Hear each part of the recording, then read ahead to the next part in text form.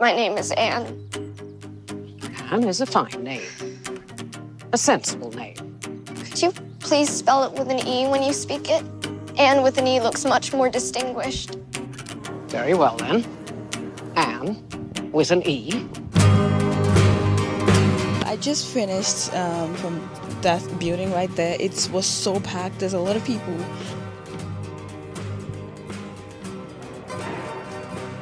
Anne of the Green Gables is so popular and it is so loved. And if I'm being honest with you, I never understood why. Well, I live in Canada and you cannot miss Anne of the Green Gables. It is everywhere. And since moving, I see it everywhere.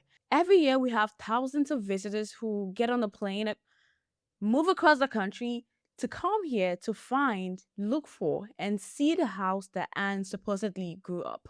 And for years, I never understood the hype around Anne of the Green Gables. I watched the show, the adaptation on Netflix, but that wasn't enough for me.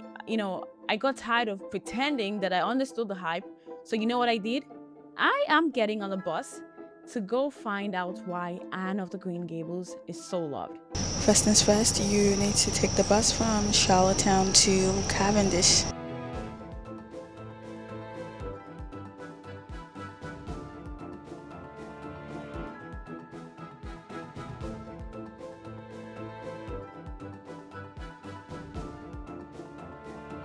This is Green Gables Heritage Place in Cavendish. It is a Monday morning, and one thing I noticed was a lineup and many people visiting whom I am trying not to capture for privacy reasons. Before we go further, quick reset here. Who is Anne? No, for real. Who is she and why is Anne so loved? Well, Anne Shelley is an 11-year-old orphan in the novel published in 1908. The plot centers around an elderly brother and sister on a farm who decides to adopt a boy to help them with farm work. Through a mix-up, they end up getting sent a girl who is a talkative, redhead, and also an imaginative girl at that instead. The book is about what happens after the mistake turns out to be the best decision and best thing that has ever happened to these brother and sister. There have been thousands of orphan stories written across the world since 1908. So the real question here is, why Anne? Why does this one stick? Well, she appears to be loved by a lot of people. But the one thing here is, Anne is not a real person. Yeah. Anne is a fictional character that was developed by Lucy Montgomery, who is the writer of the book Anne of the Green Gables. One thing that I noticed is when people come here because of the book, maybe they've read the book and they want to come learn about Anne, they're not just coming here for Anne herself, they are also coming because they want to learn about the author.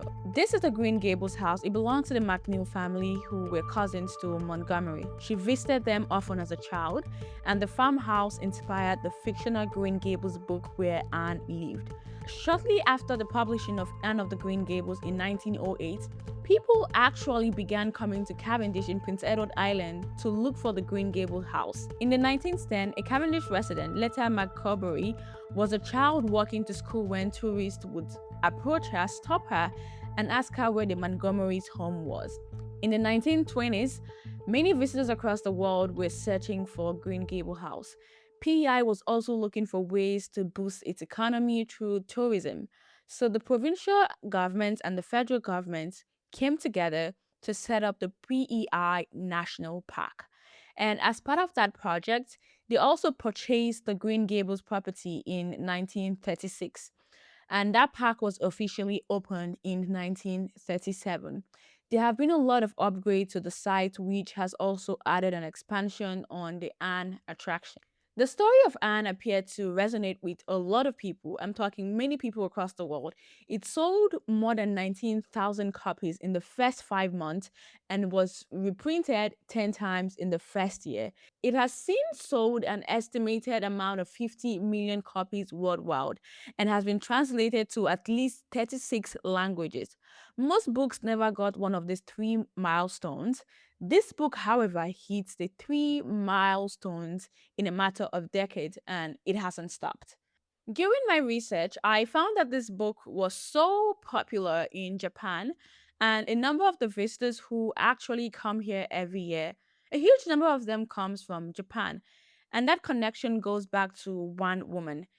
In 1952, a Japanese translator named Hanako Murako, I stand to be corrected by that pronunciation, published the first Japanese translation of the book called Akego no An, which means redhead Anne.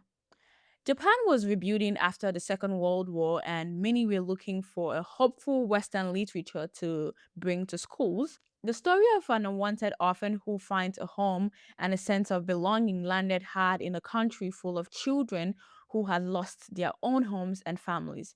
The book became part of the Japanese school curriculum. To this day, thousands of Japanese tourists travel here every year, specifically because of Anne. This family is part of that group. Only she. Yeah. And we watched the movie. How was it? We loved it. Yeah. Yeah. It's so like it gave me like peace in my mind. Yeah. And